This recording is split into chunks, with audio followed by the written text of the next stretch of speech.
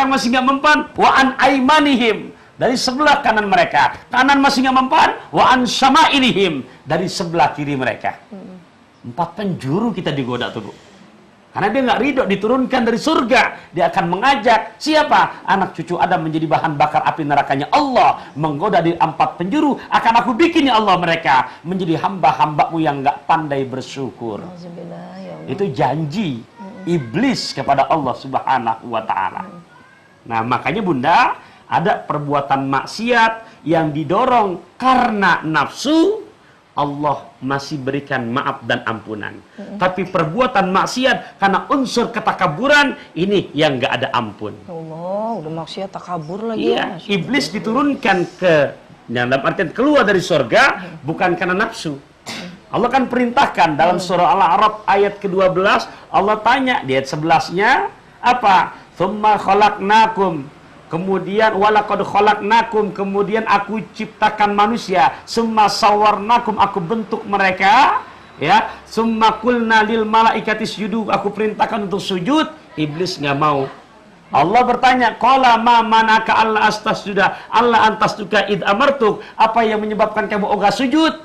Dia jawab dengan begitu egonya, qala ana khairum minhu, ya Allah, saya lebih baik dari dia. Aku diciptakan dari api, sementara dia dari tanah. Alasannya bukan alasan nafsu, tapi kesombongan. Takabur ya. Masya Allah. Ih, jangan mau jadi temannya syaitanir rajim ya Bu ya. Ayo kita perangi terus dengan zikrullah, dengan ibadah terus. Jangan berikan kesempatan setan masuk ke dalam hati kita. Allahu Akbar. Ada yang mau lewat lagi Bu Ibuku sayang dan pemirsa yang di rumah, kita lanjutkan kembali setelah yang satu ini. Tetap setia bersama kami di Muhasabah, evaluasi diri untuk menggapai ridho ilahi Robbi, insya Allah.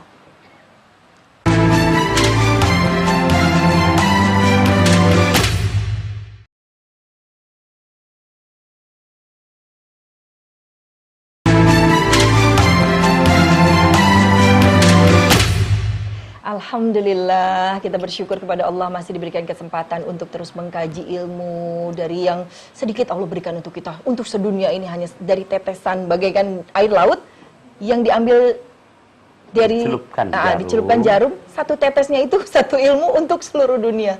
Masya Allah ya. Jadi kita tidak ada alasan untuk sombong ya Bia. Ilmu Allah lebih luas daripada segalanya, luar biasa.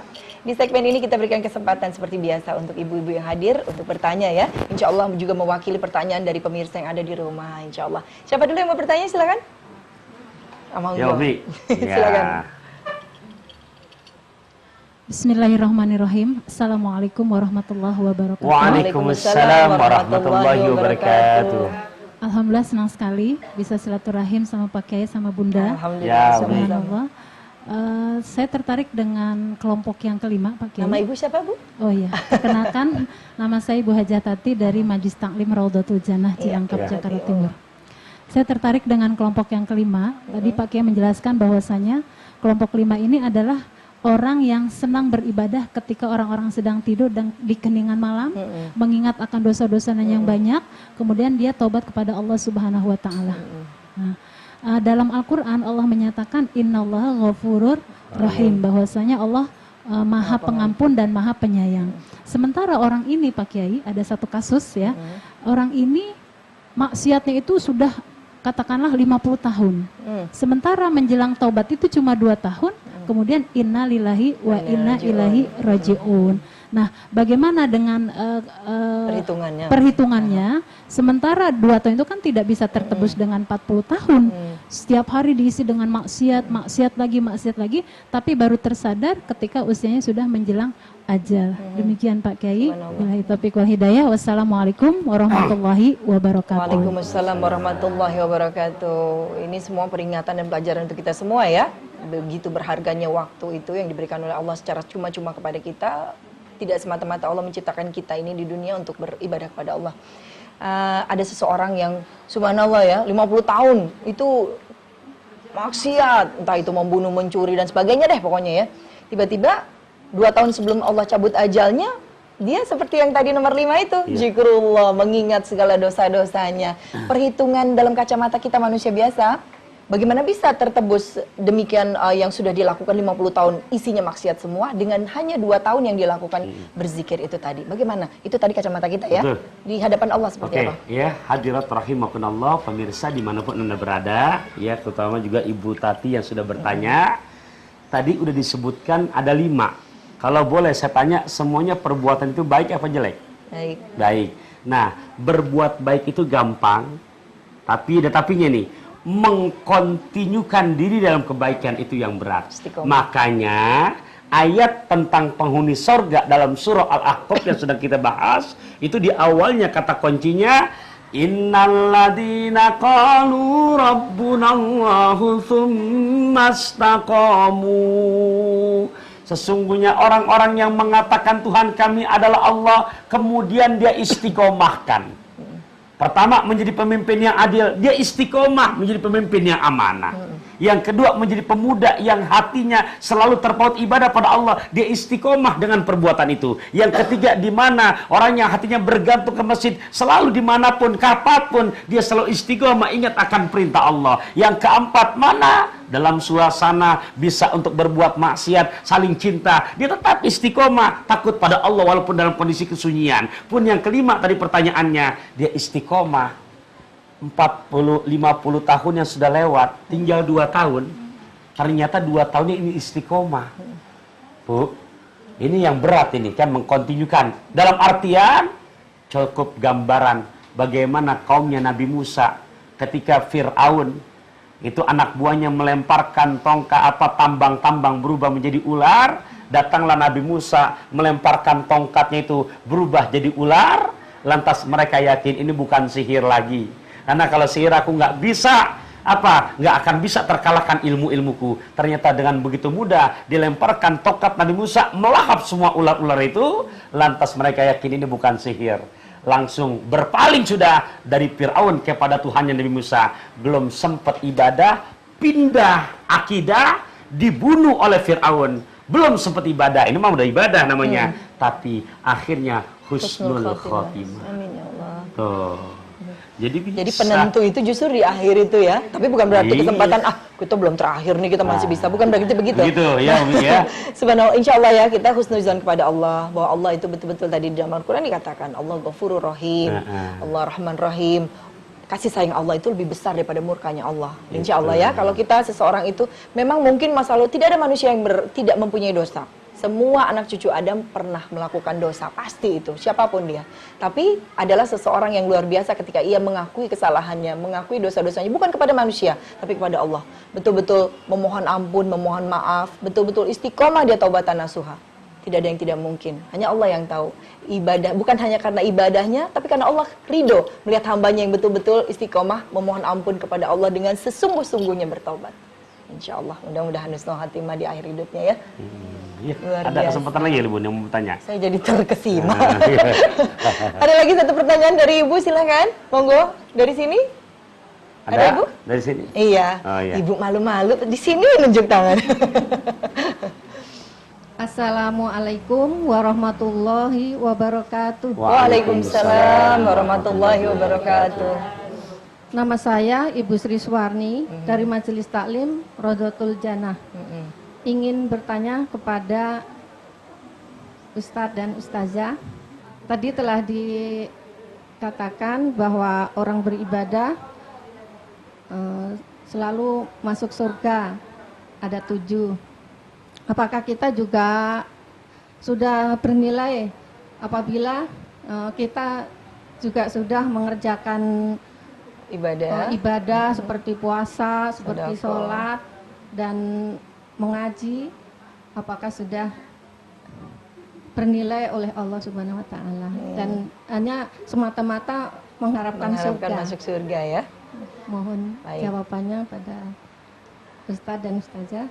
Wassalamualaikum warahmatullahi wabarakatuh. Waalaikumsalam warahmatullahi wabarakatuh. Baik, pertanyaannya bagaimana kalau kita beribadah, entah itu sedekah, entah itu rajin ke majelis taklim, bangun malamnya, taat kepada Rasulullah, kepada Allah, kepada orang tua, tapi kita betul-betul Nawa itunya memang aku pengen mengharap keridhaan Allah, pahala dari Allah, bukan keridhaan ya, mengharap aku pengen masuk surga nih, makanya aku berbuat ini. Nah, apakah itu nilainya sudah termasuk ikhlas di mata Allah? Jangan kemana-mana. Kita tunggu jawabannya setelah yang satu ini, ibu-ibu.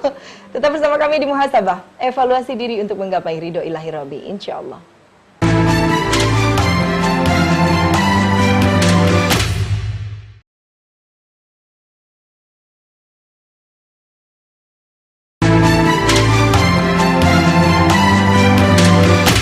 Alhamdulillah, pemirsa dimanapun Anda berada yang dirahmati Allah, yang dimuliakan oleh Allah Subhanahu wa Ta'ala. Kita masih punya waktu beberapa menit ke depan untuk melanjutkan kajian kita di Muhasabah, evaluasi diri untuk menggapai ridho ilahi Rabbi, insya Allah.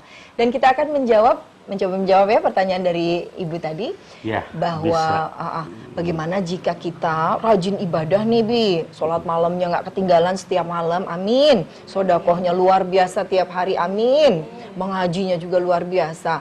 Nah tapi ada embel-embelnya nih, aku mau sodakoh karena aku pengen masuk surga. Nah gitu, di mata Allah ini sudah bisa nggak tuh termasuk yang 7 kelompok penghuni surga tadi, karena memang semata-mata karena mengharap ingin masuk surganya Allah, gitu. Jadi Bun, Abi contohkan, Ibu di sini ada risol, contoh ya. Aduh, jadi lapar ibu-ibu nanti ya. Nah, ternyata Bun, nah ini risol yang satu dari pagi, ya, dimasak dari jam 5 pagi dan sampai sore nih, misalkan jam 4 belum kemakan. Kalau yang satu lagi, ya risol juga, ya, tetap sama risol juga, cuma dimasaknya tadi jam 4. Jadi kalau yang masih satu baru fresh, 1 ya? jam, yang satu ini udah berapa jam nih, udah berjam-jam. Nah, kalau secara kualitas 2 risol ini, secara nilai awal sama. Gitu kan? Oh sama, jenisnya risol dua-duanya. Bu, nah tapi dari 2 macam ini, ada yang baik, ada yang terbaik. Betul nggak Bu? Gitu. Dua-duanya baik. Tapi karena melihat, begitu Ibu beli, lantas dikasih tahu lagi, oh kalau yang ini yang dari jam 5 pagi, karena belum habis, tinggal 1. Terus kalau yang ini kata jualnya, ini kapan gorengnya? Oh ini tadi jam 4, masih saja masih anget kok gitu. Ibu kalau saya tanya pilih yang mana? Yang anget ya. Oh pinter kalau di risol. Gitu. Nah, yang juga begitu. Ya, bukan nggak baik, bagus sudah. Makanya Allah memberikan gambaran Quran cakep loh. Perihal surga, ada yang Allah gambarkan khalidina fiha jannatin tajri min tahtihal anhar. Kamu kekal di dalam surga, jannat tajrimin, di dalam surga ada sungai yang mengalir, ada sungai susu, ada sungai madu, yang dimana di situ subhanallah didampingi juga dengan bidadari-bidadari yang luar biasa. Nah itu gambaran gimana? Bagus Allah ngasih gambaran begitu, karena kan Allah tahu hamba-hambanya nggak semuanya orang ada.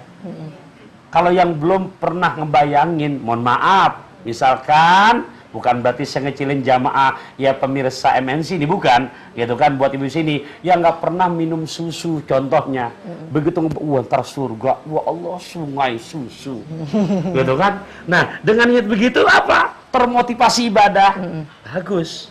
Tapi kan nggak semuanya orang yang nggak minum susu. Ada mungkin yang jenis-jenis susu dimanapun negeri dia udah pernah nyoba, ketika dikasih gambaran gitu udah biasa gitu kan. Nah Allah gambarkan surga kadang-kadang yang bersifat abstrak, mala ainun ro'at wala udunun sami'at wala khatara min qalbin basar. Pandangan mata kamu ngelihat enak surga itu belum seapa-apa. Kalinya kamu mendengar suara yang begitu enak, kamu mengatakan ini kayak di surga, enggak, itu belum seapa-apa. Jadi tingkatan hamba ini mau berbeda-beda. Nah makanya buat pertanyaan ibu boleh, tapi ada tapinya. Yang bagus mah yang mirip risolnya tadi sejam baru digoreng. Kalau dicontohkan risol, gimana? Tingkatan ibadah karena surga boleh saja. Tapi yang bagus karena apa? Karena Allah. Insya Allah tanpa diminta pun Allah sudah tahu ya, tidak akan pernah tertukar tuh perbuatan Begitu. baik dan perbuatan buruk, insya Tapi Allah. Tapi untuk memotivasi, bagus. Silakan. Nak, tolong belikan ibu sesuatu, nak ada Jadi upahnya, nak. diupayain, Tuh. Kencang larinya kan? Gitu. Gimana Bu? Alhamdulillah ya, sudah terjawab Nah. pertanyaannya, insya Allah, mudah-mudahan. Satu lagi biar Satu lagi. tuntas, Bunda. Nah, jadi buat orang-orang yang istiqomah beriman kepada Allah, kemudian diistiqomahkan imannya 7 macam perbuatan yang dimana Nabi membuka peluang sebagai ashabul jannah. Yang ketujuh siapa lagi? Rajulun tasaddaqa. Seseorang baik laki maupun perempuan yang bersedekah. Kemudian dia bersedekah fa'akhfaha. Dia bersedekah bukan karena pamer, bukan karena pengen orang lain tahu, tapi dia sembunyikan sedekahnya hatta la ta'lama, sehingga nggak ada yang tahu. Hatta la ta'lama shimaluhu, tangan kiri, ma tunfiku yaminuhu, apa-apa yang dikeluarin lewat tangan kanannya. Maksudnya bukan berarti tangan kanan ngasih tangan kiri nggak tahu. Ini maksudnya gimana? Kan tangan itu kanan kiri dekat, Bu. Betul nggak? Ya kalau nggak dekat berarti udah buntung dong, kan begitu kan? Iya, misalkan kan dekat tuh. Maksudnya Nabi memberikan analogi seperti ini, kalau perlu saking betul-betul merahasiakan sedekah, lain kalau suami ya, karena harta suami harus kalau keluar harus dengan izin restu suami. Kalau perlu jangankan yang namanya saudara yang jauh, teman dekat pun kalau perlu nggak tahu. Nah, kelompok nomor ini termasuk penghuni surganya Allah. Sekedar mereview ulang, 1 pemimpin yang adil, 2 pemuda yang hatinya selalu bergantung kepada ibadah pada Allah, yang ketiga seorang laki-laki maupun perempuan dimanapun ia berada hatinya selalu bergantung akan tempat sujud alias tidak pernah meninggalkan perintah Allah terutama sholat. Yang keempat mana lagi? Dimana seseorang atau berdua yang saling cinta berpisah karena Allah. Dan yang kelima siapa lagi? Hamba Allah yang di saat suasana keningan malam dia bangun belewer air matanya. Lantas yang keenam siapa? Seorang istri digoda di luar, seorang suami digoda di luar, dia mampu mengatakan maaf, aku takut kepada Allah. Dan yang ketujuh, seorang yang bersedekah betul-betul ikhlas. Es batu di dalam gelas terasa nikmat jika dicampur dengan gula. Sesuatu yang diawali hati ikhlas pasti bernilai-nilai pahala. Amin, insya Allah. Pantun yang Bunda ajarin dipakai juga. Pakai. Subhanallah. Aduh, alhamdulillah pemirsa yang dirahmati Allah, yang ada di rumah dimanapun Anda berada, dan juga ibu-ibu yang hadir di Cikarang ini, Majelis Taklim. Cilangkap. Ayo, Cilangkap. Mana ke Bekasi, Bunda? Habis dari sini kita mau ke Cikarang. Cilangkap ya, Majelis Taklim. Rodatul Rodatul Jannah. Insya Allah apa yang kita kaji, yang episode kemarin dan yang sekarang, kita bisa aplikasikan dalam kehidupan sehari-hari. Amin. Untuk kita bisa masuk ke dalam kategori yang 7 tadi, sebagai penghuni surganya Allah Subhanahu Wa Taala. Amin. Ya Allah yang mujibas sa'ilin. Kita membahasnya 1 jam 2 jam selesai ya Bu ya. Tapi ini prakteknya lumayan berat, tapi insya Allah karena jaminannya itu tadi bukan dimasukkan ke dalam surga, tapi penghuni surga. Insya Allah. Insya Allah sampai ketemu di sana ya Bu ya. Pede. Harus pede. Insya Allah kita ketemu di sana. Mohon maaf lahir batin, juga untuk ibu-ibu kirim salam untuk keluarga. Mudah-mudahan kita bisa berjumpa lagi di lain waktu ya. Saya Aida Syafira dan suami saya Ustaz Taufik Rahman serta kru yang bertugas mengucapkan terima kasih. Mohon maaf atas segala kekurangan dan kehilafan dari kami. Tonton terus muhasabah, evaluasi diri untuk menggapai ridho ilahi Rabbi. Wal afu minkum. Assalamualaikum warahmatullahi wabarakatuh. Waalaikumsalam warahmatullahi wabarakatuh. Allahumma salli salatan kamilatan wa salim salaman